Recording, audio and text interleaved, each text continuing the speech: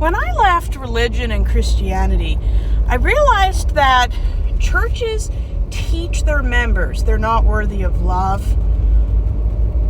And it's something I've noticed.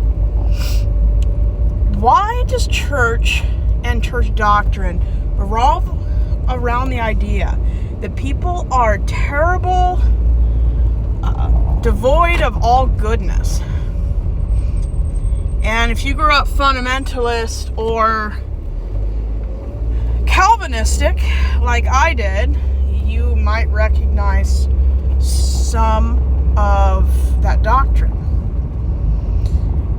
And it still surprises me after all this time how little things change. The church taught me my whole life that I was a terrible human being who did not deserve to be saved. Do you know how this translates into being a young adult woman in a patriarchal society? Being taught and believing you don't deserve anything is an abusive relationship dynamic. And it's not surprising that religion has a lot of this in it. Everyone deserves love. Everyone deserves to have a good life. As long as you've obeyed the law and treat people with respect, everyone deserves to live where they want to, have a good life, and everyone deserves the best to happen to them. Now, in our world, we don't always have good things happen to us, but everyone should have the potential. So when you believe and grow up in an environment where you believe that men are basically evil, it's very similar to an abusive dynamic where an abusive partner tells you for decades that you're worthless, you don't deserve anything, you deserve what's happening to you. It's an abusive dynamic. And it's so clever how they create an issue such as needing to be saved, needing a savior, or there's nothing good about you. They create that problem and then offer a solution. It's the same with corn addiction and purity culture. They create an addiction, an issue that doesn't exist, and then they offer a solution or a cure that really doesn't cure you. And it's not surprising that people internalize the idea that we don't deserve anything. And growing up in Christianity, I was taught even beyond that. Nobody deserves to be saved. Nobody deserves anything. We all deserve hell. We all deserve suffering. This is an abusive ideology. It's terrible. And God has to save us from an issue He allowed to happen, created, and never resolved. It's utter ridiculousness. If a man did this kind of behavior, he would be villainized and called out by all good men and women. And yet, he gets a free pass because he's a made-up deity? I don't think so. A lot of the toxic dynamics would not be tolerated in any society if it was a man.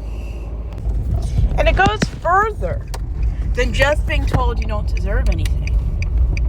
You're told you're supposed to be grateful for getting something you didn't deserve and never worked to get. So you grow up and realize that nobody deserves to deal with you, but for some reason God says you're good enough. And you're not good enough, but He makes you good enough. This is not how self-confidence becomes you. This is not how people develop self-confidence. This is awful, awful, awful ideology. Everyone deserves a good life, somebody who respects and cares about them, a companion, whether platonic or romantic. Everyone deserves to have one person they can rely on for just any reason.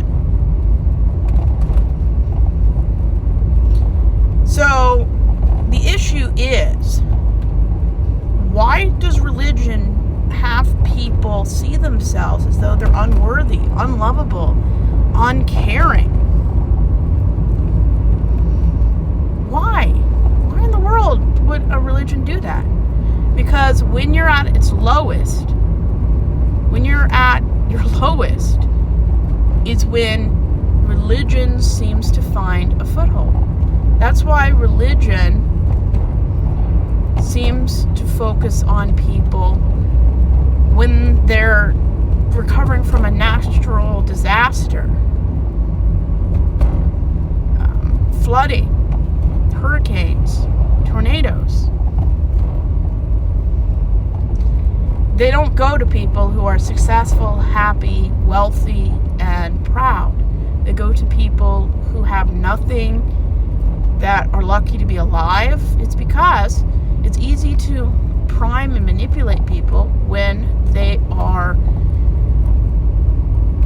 vulnerable. That's why I believe in atheism. I believe that everyone deserves a good life, that everyone should be worthy.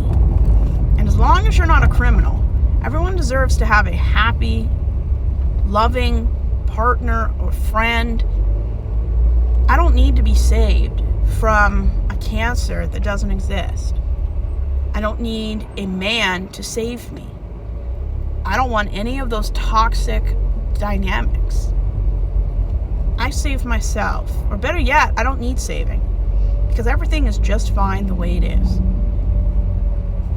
I'm done believing in a patriarchal institution that believes that a man needs to save me, or a male god needs to save me. I am worthy. I am good enough. And if some days I don't feel good enough, that's why I'm in therapy, to learn how to see myself the way other people do. And good people will see you as worthy. Anything less, they're not worth your time or attention. I'd rather be an atheist and enjoy my life than being religious or a Christian and get breadcrumbed by a deity that doesn't exist. And then I'm gaslit for not praying enough, giving enough, and doing enough, so that's why God never shows up. He doesn't show up because he doesn't exist. It's pretty simple. Unfortunately, 1/3 of America has never thought of it. And I'm just done with ideology, religion, and institutions that say, oh, hey, you're not good enough. You're not worthy enough. You'll have a cancer. It doesn't exist. And I don't need to be lied to and torn down. I've gone through 30 years of it. If I want to be told I'm not good enough, I'm a horrible person, I'm a monster, that's what an abusive relationship looks like. But I don't need that in my life. And just because a deity is involved doesn't make it any less abusive. It's wrong. It's terrible, toxic, unhealthy dynamics that does kill people.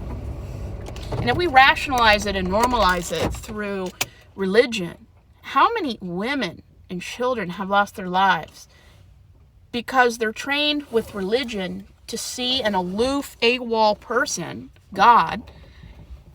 That's how all men are, and they're not. But religion rationalizes and normalizes abusive dynamics, unhealthy, adjacent to toxic dynamics. If I'm not good enough, then I'm just going to leave. I'm going to go somewhere else. I deserve to be in a group of people who sees me as valuable, interesting, unique, and precious. Not something that needs to be taken care of, saved, or indoctrinated. Everyone deserves better than that.